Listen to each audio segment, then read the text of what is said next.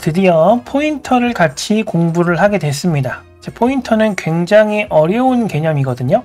이 포인터를 최대한 쉽게 설명을 하려고 노력을 하긴 했는데 조금 어려울 수 있습니다. 이 부분은 여러분들이 공부를 하시면서 좀 이해가 안 되시면은 네이버 스터디 카페 질문 게시판에 질문을 남겨주시면 되고요.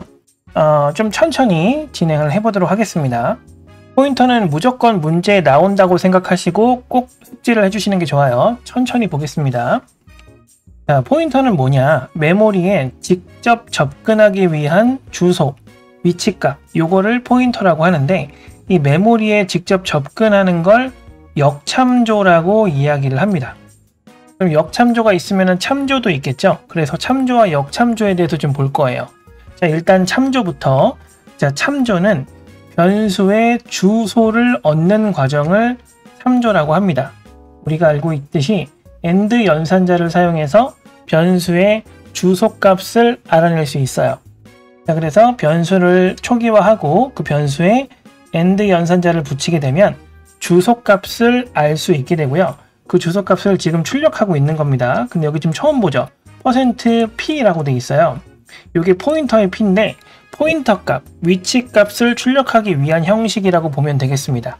이거는 실제로 출력해보면 여러분들 각각 다 서로 다른 메모리를 사용을 하고 있기 때문에 그 위치, 주소 값이 서로 다르게 나올 거예요. 어쨌든 주소 형식으로 출력할 때는 %p를 쓴다. 그리고 주소를 구할 때는 AND 연산자를 사용한다. 이렇게 보시면 됩니다. 어쨌든 이게 참조라는 개념이다라는 거죠. 그러면 역참조는 뭐냐?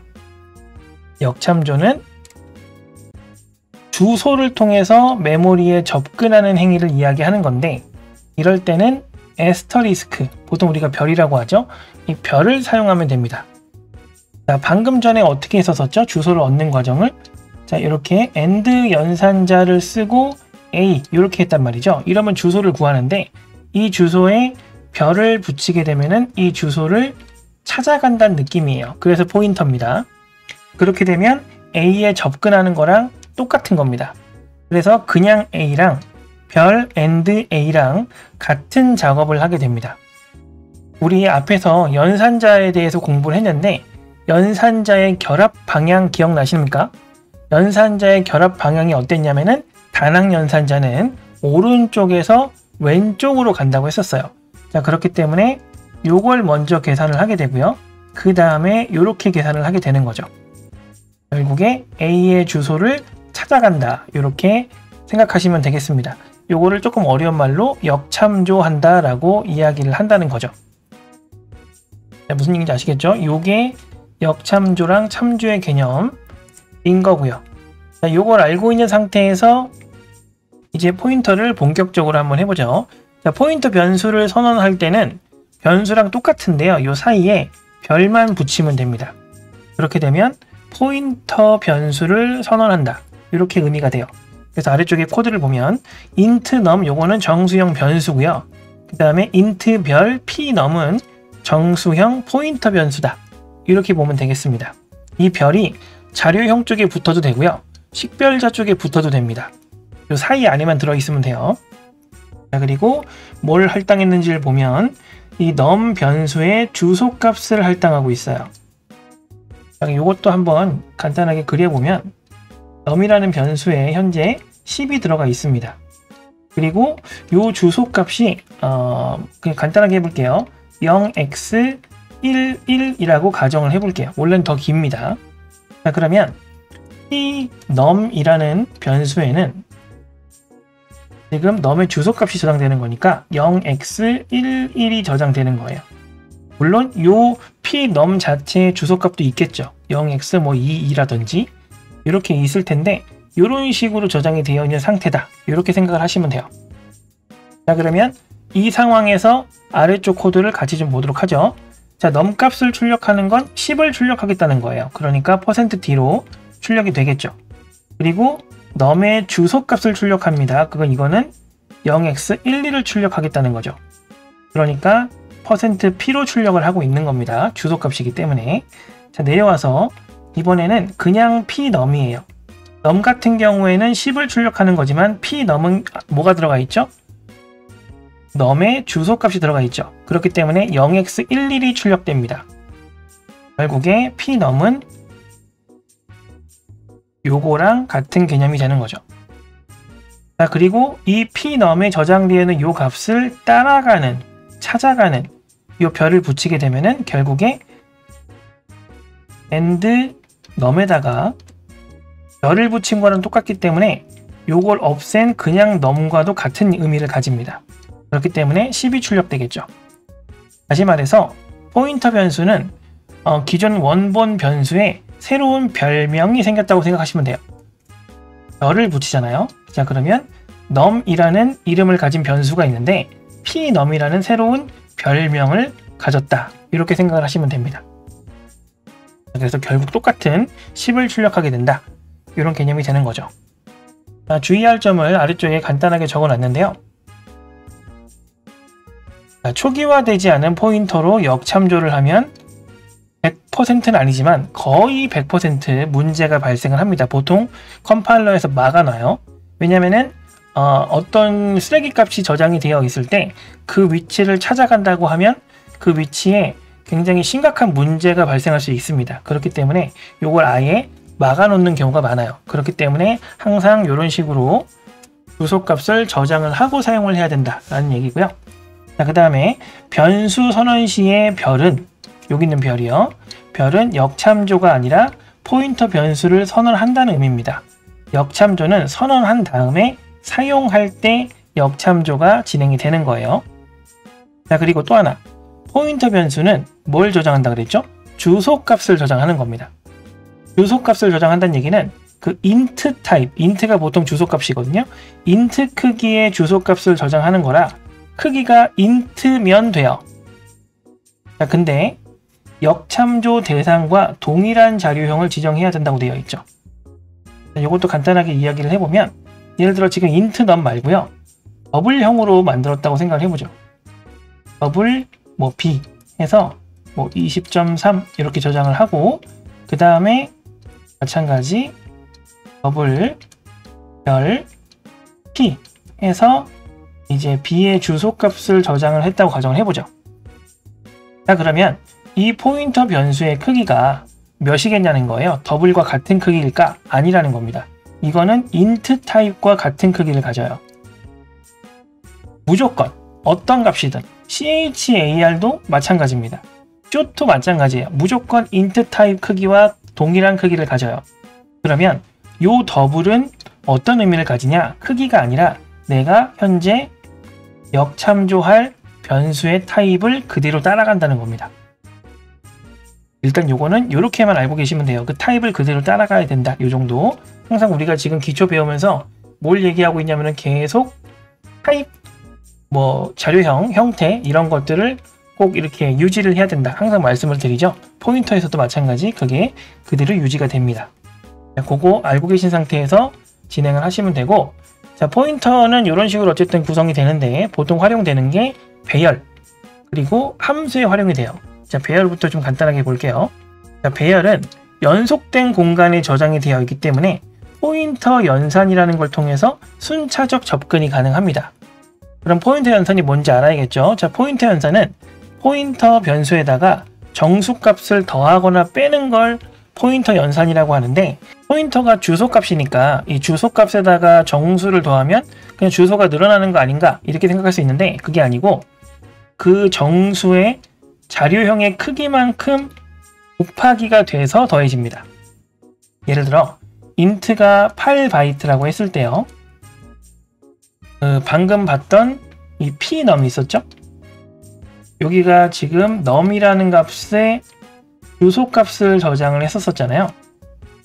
그럼 여기에 만약에 1을 더한다 라고 했을 때 여기에 지금 저장된 값이 아까 뭐였냐면은 0x11이었잖아요. 그러면 0x12가 되는 게 아니라 0x19가 됩니다. 8을 더하게 돼요. 크기만큼. 그 자료형의 크기만큼 건너뛰게 된다는 얘기예요. 그래서 그 다음에 있는 데이터를 접근할 수 있다. 이렇게 보시면 돼요. 일단은 포인터 연산의 자체에 대해서 문제가 나오는 건 아니기 때문에 포인터 연산을 했다. 포인터에다가 뭔가 1을 더하거나 2를 더하거나 뭐 한다. 그러면 그 다음 데이터, 다음 데이터 이렇게 생각을 하시면 됩니다. 요거에 대해서 코드가 간단하게 나와 있거든요. 일단은 배열을 하나 만들었습니다. 배열 만들고요. 3칸짜리죠. 이렇게 하고 각각 10, 20, 30을 넣어놨어요. 자, 그 상태에서 ARR 값을 PARR에 할당을 하고 있는데, 자, 요거는 뭐예요? 배열 이름이죠. 배열 이름은 주소 상수잖아요. 그러니까 주소 값이 저장이 되는 거예요. 배열의 주소는 요 첫 요소의 주소랑 똑같습니다. 그러면 이거를 뭘로 해볼까요? 0x 61 뭐 이렇게 해보죠. 그러면 얘는 어떨까요? 0x 69가 될 거고요. 그 다음에 얘는 0x, 왜냐면 인트형이니까 지금 8씩 더하는 겁니다. 0x 77이 되겠네요. 이렇게 이런 식으로 들어갑니다. 그럼 결국에 0x 61이라는 값이 지금 PRARR에다가 지금 저장이 되어 있다. 뭐 그 뜻이에요. 자, 그 상태에서 ARR 0번째 값이 뭐냐, 그리고 0번째 값의 주소는 뭐냐 라는 걸 물어보고 있습니다. 자, 그래서 지금 출력을 해봤더니 이렇게 출력을 하고 있어요. 자, 별을 붙이기 전에 일단은 PARR에 어떤 값이 들어있는지를 생각할 수 있으셔야 됩니다. 지금 어떻게 들어가 있어요? 배열의 첫 번째 주소 값이 들어가 있죠. 정확하게는 주소 상수인데 주소 상수가 첫 번째 요소랑 요소가 같아요. 그러니까 배열의 첫 번째 요소가 들어가 있고 그 요소의 위치, 요소의 위치가 들어가 있는데 그 요소의 위치를 찾아가는 겁니다. 별로 의해서. 그렇기 때문에 10이 출력되는 거예요. 자, 그럼 주소는요, 안 찾아가면 주소죠. 그래서 여기에는 주소 값이 출력이 되는 겁니다. 다시, 그리고 요 아래쪽 요걸 지금 포인터 연산 때문에 같이 좀 보는 코드인데, 이 포인터에 지금 정수를 더했어요. 이게 포인터 연산입니다. 그러면 실제로는 1이 더하는 게 아니라 어떻게 더해진다고요? 8이 더해집니다. 다시 말해서 다음 데이터를 가리키게 돼요. 그래서 첫 번째 요소 다음 데이터인 20이 출력됩니다. 다음 요소를 찾아갔기 때문에. 안 찾아가면 그냥 다음 요소의 주소만 나오겠죠. 자, 그렇게 보는 건데, 자, 요 형식이 조금 어색하잖아요. 요 형식을 배열 형식으로 바꾸면 이렇게 됩니다. 요게 똑같은 형태예요. 요 두 가지 아래쪽에도 써있죠. 똑같은 형태로 접근을 할 수가 있어요. 배열의 형태로도 포인터 연산의 형태로도 똑같은 형태로 접근이 가능하다. 자, 그렇다는 거는 이 두 가지가 똑같이 포인터 연산이 진행되고 있는 거다 라는 걸 알 수가 있죠. 그럴 것까지 이 코드를 통해서 확인을 하면 됩니다. 단 우리가 어쨌든 포인터 연산이라든지 그런 걸 하는데 배열명과 포인터명의 차이는 구분을 하고 있어야 돼요. 자, 배열명은 상수고 포인터는 변수기 때문에 배열 이름을 가지고 포인터에다가 이것저것 몇 개든 집어넣을 수 있어요. 자, 그런데 배열명 자체를 다른 값으로 바꿀 수는 없습니다.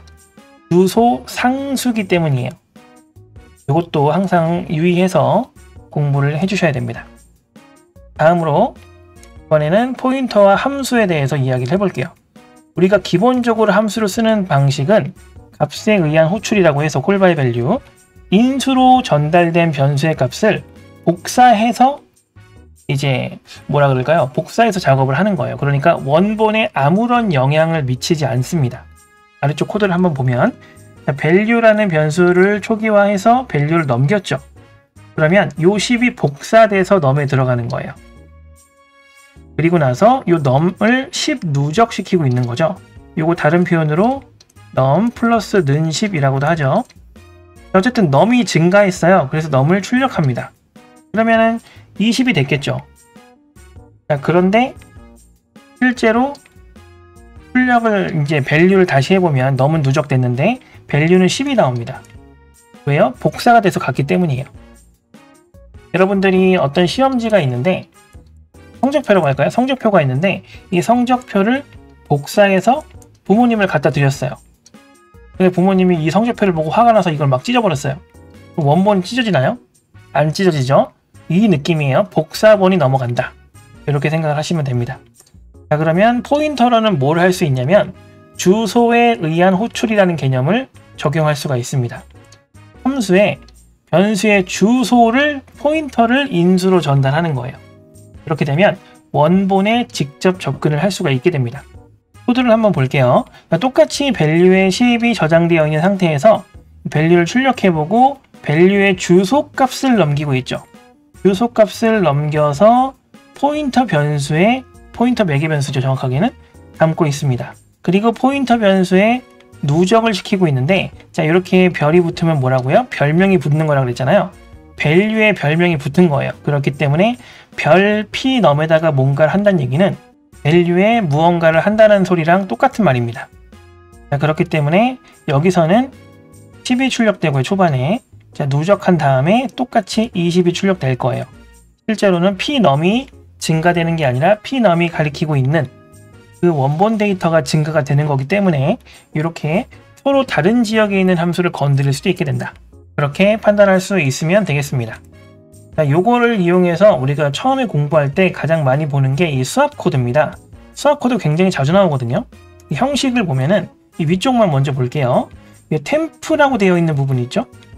템프라고 되어 있는 부분을 이렇게 봤을 때, 자, 요렇게 똑같은 코드가 나옵니다.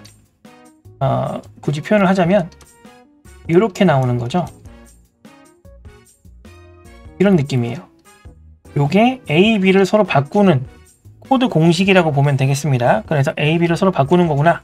이렇게 판단을 하면 돼요. 그러니까 지금 이거는 PTR1과 PTR2의 데이터를 서로 바꾸는 거예요. 이렇게 바꾸기 위해서 포인터 변수가 필요하다는 겁니다. 포인터 변수가 안 들어가 있으면 여기서 만약에 별을 다 뺐다고 생각해 보세요. 그러면 100과 200이 PTR1, 2에 들어가기는 하는데 복사가 돼서 들어가기 때문에 PTR1과 2가 바뀐다고 해서 A, B가 바뀌지 않아요. 하지만 지금은 A, B의 주소 값이 넘어가고 포인터 변수에 할당이 되는 거기 때문에 이 별을 붙여서 이렇게 교환을 하게 되면 A, B 원본이 서로 교환된다. 이렇게 생각을 하시면 되겠습니다. 최대한 쉽게 설명한다고 했는데 포인터는 문제를 많이 풀어보고 그 다음에 이제 이 메모리 구조를 머릿속이 아니라 직접 이렇게 그려가면서 이 정리를 해야 아마 이해가 좀 되실 거예요. 앞으로 조금 더 다양한 문제들을 여러 가지 풀어보면서 이 포인터는 조금 더 익숙해지도록 하면 될 것 같습니다. 자, 여기까지 할게요. 고생하셨습니다.